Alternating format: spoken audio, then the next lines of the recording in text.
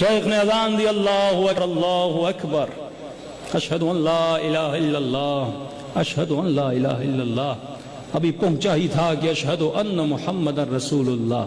جب منارے پہ کھڑا تھا تو نگاہیں لوگوں کے گھروں پہ پڑتی تھی۔ ایک مرتبہ نگاہ گھر پر پڑی اور اس گھر کے صحن میں ایک جوان خاتون برتن دھو رہی تھی، کپڑے دھو رہی تھی۔ جیسے شیخ کی نگاہ اس کے حسن پر پڑی، جوانی پر پڑی، یہ اللہ اکبر اور اشہد ان محمد رسول اللہ تو کہہ رہا تھا، لیکن صرف لفظ تھے، اس کی معنی تک نہیں پہنچا تھا۔ میں نے کہا نا آج اکثر مسلمان طوطے ہیں، طوطے صرف طوطے کی طرح لفظ ادا کرتے ہیں، معنی کا نہیں پتا۔ وہ صلوات جو پرانی صلوات، اللہم صلی علی محمد کما صلیت علی ابراہیم و آل ابراہیم، یہ قدیم الزمان سے اللہ بھی جب صلوات بھیجتا ہے تو ابراہیم پر آل پہ بھیجتا ہے، بارک علی ابراہیم و آل ابراہیم آئے۔ لیکن اس مسلمان نے صلوات میں اپنی طرف سے اضافے کرنا شروع کر دیے۔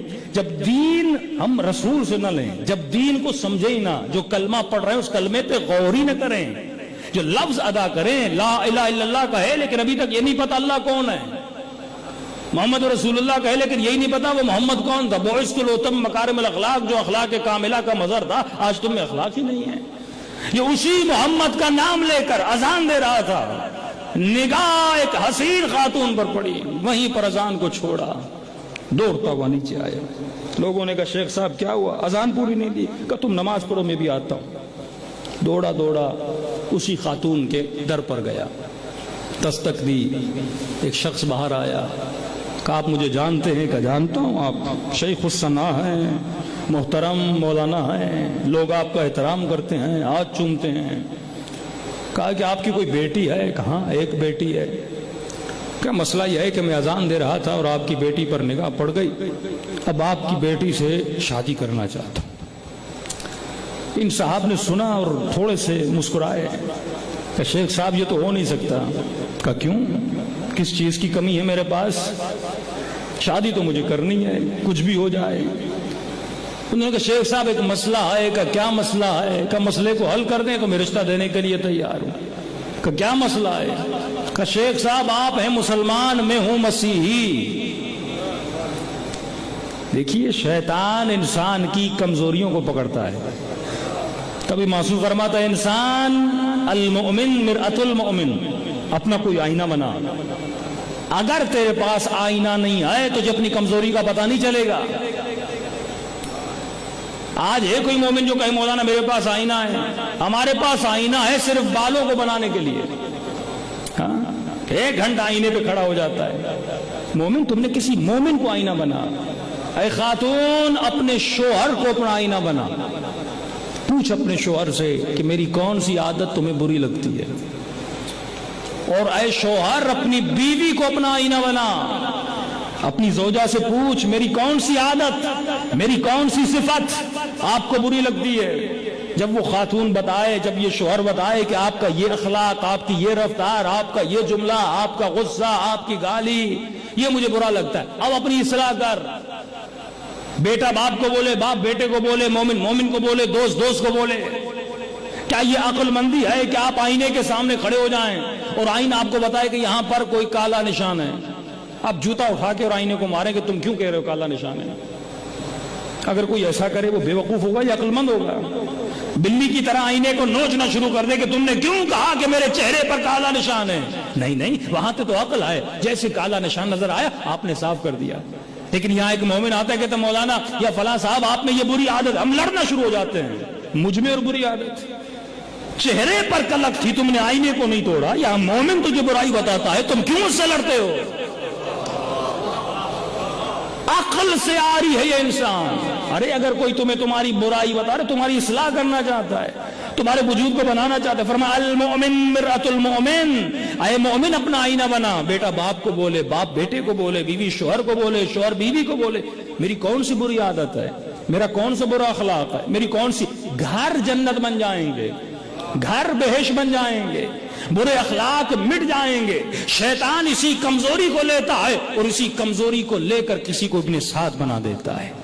کسی کو شمر و یزید بنا دیتا ہے. وہ بھی عام انسان تھے, کمزوری کو لیتا گیا اور اتنا بولڈ کر دیا کہ وہ کمزوری موٹی ہو گئی اور محبت علی کمزور ہو گئی. تو شیخ نے کہا مسیحی ہو کہاں؟ شیخ نے کہا مسئلہ یہ ہے کہ جب سے آپ کی بیٹی کو دیکھا ہے قرار نہیں ہے, اس کے بغیر تو اب میں زندہ نہیں رہ سکتا. مجازی عشق انسان کو تباہ کرتا ہے. انہوں نے کہا بھائی مسیحی ہو جاؤ. شیخ صاحب نے کہا بھائی میں مسیحی ہونے کے لیے تیار ہوں, تم رشتہ تو کرا دو. کہ اللہ کو مانو اور حضرت عیسیٰ کو اللہ کا بیٹا مانو اور روح القدس تثلیث کے ماننے والے. کہ جو کہو گے ماننے کے لیے تیار ہوں, بس بیٹی کا رشتہ کروا. تعجب ہوتا ہے نا, آج کا جوان میسج کرتا ہے مولانا ایک لڑکی سے عشق ہو گیا ہے. میں نے کہا تو بھائی رشتہ لے کر جاؤ, شادی کرو. مولانا لڑکی نے شرط رکھی ہے. کیا شرط رکھی ہے؟ شرط رکھی ہے کہ تم شیعہ ہو اور شیعت کو چھوڑ دو تو میں شادی کرنے کے لیے تیار ہوں. تو میں نے کہا مجھ سے کیا پوچھنا ہے؟ مولانا مسئلہ یہ ہے کہ اس کے بغیر میں زندہ رہ نہیں سکتا اور اس کو چھوڑ بھی نہیں سکتا. تو مولانا میں نے اس کو جھوٹی بول دیتا ہوں, ہاں شیعت سے نکل جاتا ہوں, چھپ چھپ کے نماز پڑھا کروں گا, چھپ چھپ کے مجلس میں آیا کروں گا. تو اے جوان, جب ہوائے ہوس نفس تجھے علی کی ولایت کو چھوڑنے پر مجبور کر دے, یہی وہ کمزوری ہے, یہی پر تولا جاتا ہے کہ علی کی محبت زیادہ ہے یا دنیا کی محبت زیادہ ہے. حسین یہی درس تو دینے آئے کہ دیکھ میں نے اللہ کی محبت میں اپنے اکبر کو قربان کر دیا, میں نے 6 مہینے کے اصغر کو قربان کر دیا. ارے وہ بی بی جو کبھی گھر سے نہ نکلی, اس نے دین خدا پہ اپنی چادر کو قربان کر دیا.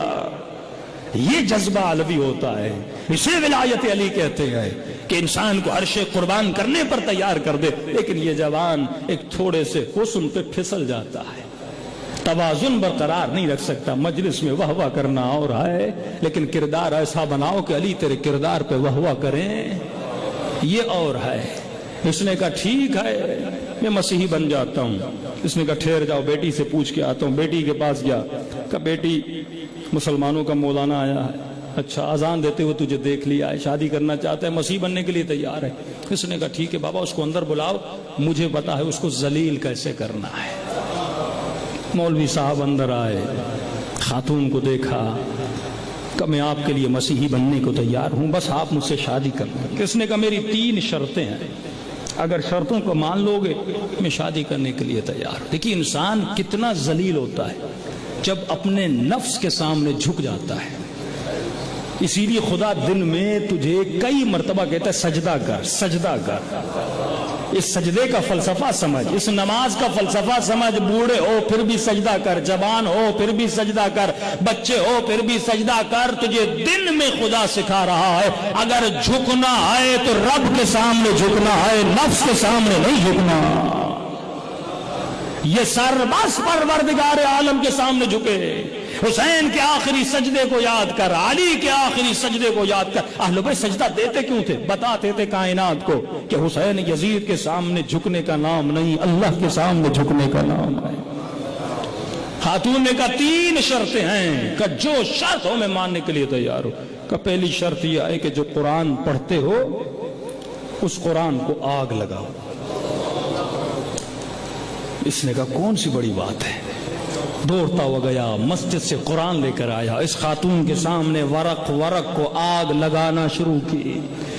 کہ تو بس مجھے مل جائے, باقی میں سب کچھ چھوڑنے کے لیے تیار ہوں. کہ مرحبا. دوسری شرط یہ ہے کہ تم میرے ساتھ شراب پیو گے. اس نے کہا شراب پینے کے لیے بھی تیار ہوں, اور اسی خاتون کے ساتھ بیٹھ کے شراب پی. کہ تیسری شرط یہ ہے کہ میرے ساتھ خنزیر کا گوشت کھاؤ گے. تو مسلمانوں میں حرام ہے, کیونکہ اب مجھ سے شادی کرنی ہے تو کھانا پڑے گا. اس نے کہا کون سی بڑی بات ہے. اس نے وہ خنزیر کا گوشت بھی کھا لیا. خاتون اب تو شادی کر لو, میں نے اسلام کو بھی چھیڑا, میں نے قرآن کو بھی آگ لگا دی, میں نے شراب بھی پی, میں نے حرام نجس گوشت بھی کھا لیا. یہ خاتون کہتی ہے بدبخت نکل جا میرے گھر سے. کہ کیا مطلب؟ میں نے تو سب کچھ تمہارے لیے کر دیا. تو آواز دے کر کہتی ہے جب تم میرے حسن کے لیے اس قرآن کو جلا سکتے ہو جس نے تجھے عزت دی، جس کی وجہ سے لوگ تمہارے ہاتھ چومتے تھے، ارے جب تم میرے لیے اپنے قرآن کو آگ لگا سکتے ہو، کل مجھ سے زیادہ حسین ملے گی اور اس کی خاطر تم مجھے آگ لگا دو گے. ہاں تو آدمی اگر عالم بھی بن جائے عزیزان محترم، لیکن اگر تزکیہ نہ ہو، تحلیہ نہ ہو، تخلیہ نہ ہو، تو انسان شیطان کے چنگل میں آ جاتا ہے. یہی تو ہم صدیوں سے اس منبر سے مسلمانوں کو سمجھانے کی کوشش کر رہے ہیں کہ میرے عزیز، مقام اس میں نہیں کہ کون صحابی تھا، کون بیٹا تھا، کون کس کی بیوی تھی. اصل سوال یہ ہے کہ کس نے اپنے وجود کا تزکیہ کیا تھا. ان اکرمکم عند اللہ اتقاکم. اگر تقوی نہیں، بڑے سے بڑا مقام ہو، نبی کا بیٹا ہی کیوں نہ ہو، وہ گمراہی میں جا سکتا ہے. نبی کا صحابی ہی کیوں نہ ہو، اگر وجود میں تقوی نہیں ہے، اس کے قدم لڑکھڑا سکتے ہیں اور اس کی تاریخ گواہ ہے. لیکن جس کے وجود میں تزکیہ آ جائے اور تزکیے کے بعد تھوڑا سا قرب حسین مل جائے، اسے کربلا حور بنا دیتی ہے. خوش نصیب ہیں کہ مجلس حسین میں آئے، اور یہ مجلس آپ کے وجود کو نورانی بنانے کے لیے ہے. جب بھی حسین کی مجلس میں آئے، ایک تو طہارت کا خیال کیا کریں. کبھی بھی بغیر وضو کے حسین کی مجلس میں نہ آیا کریں. وضو کے ساتھ آیا کریں کہ مولا میں جسم کو پاک کر کے آیا ہوں، اب جب مجلس سے باہر جاؤں میری روح کو بھی پاک و پاکیزہ بنا کے باہر بھیجیں. دوسرا یہ نیت کر کے آیا کریں کہ امام کا فرمان بھی ہے کہ جب حسین یا ذکر خدا کی محفل میں نیت کر کے آیا کریں کہ یہ میرے زندگی کی آخری مجلس ہے. کئی مومنین تو ایسے بھی ہیں جو مجلس سے آنے سے پہلے غسل مجلس کرتے ہیں. جس طرح امام کی زیارت کرنے سے پہلے غسل زیارت ہوتا ہے، کیونکہ ان کے وجود میں ادب اتنی ہوتی ہے. کہتے میں نے خود پڑھا کہ جہاں جہاں حسین کی مجلس ہوتی ہے وہاں اہل بیت آیا کرتے ہیں. تو اگر میں امام کو نہیں دیکھ رہا، میرا امام تو مجھے دیکھ رہا ہے. تو طہارت جسم کا خیال کر کے مجلس میں آیا کر. یہ وہ سفرہ ہے. معصومین کی روایات ہیں کہ محرم میں خدا ایک سفرہ بچھاتا ہے.